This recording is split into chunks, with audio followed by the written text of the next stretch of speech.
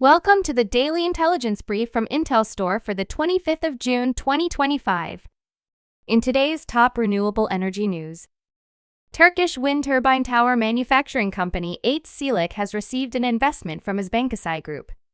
This transaction stands out as the first investment of the Turkey Green Fund, which is the first venture capital focused on emission reduction and inclusive transformation in Turkey and the world. It was established by TSKB with a loan of $155 million obtained from the World Bank under the guarantee of the Ministry of Treasury and Finance. A developer-friendly dropout clause has been added to Colombia's first-ever offshore wind lease as it opens to bidders. The National Hydrocarbons Agency and the Colombian Maritime Directorate are giving more exemptions to projects that win the auction by easing fees and penalties incurred by pulling out before any progress is made. If a project can prove through a third party that, through no fault of the owner, their project is no longer technically or economically valid, it has the right to withdraw without facing financial sanctions.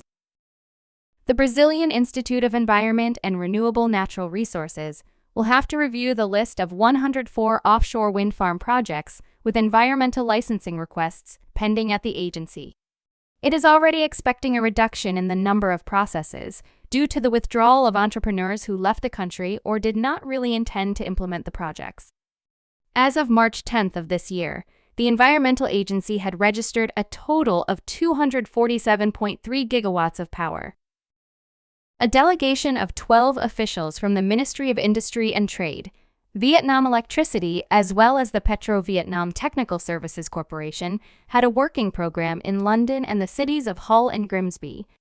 They were exploring cooperation opportunities and connecting with potential partners during their trade mission to the UK. Experts from the private and public sectors in Britain provided recommendations for Vietnam to create a legal framework and develop a supply chain. It is felt this will attract foreign investment and achieve its target of 17 gigawatts of offshore wind power capacity by 2035.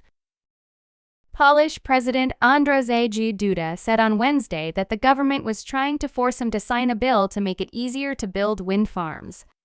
It includes a last-minute amendment in the legislation to freeze power prices. Boosting renewable power production has been an election pledge of the current Liberal government.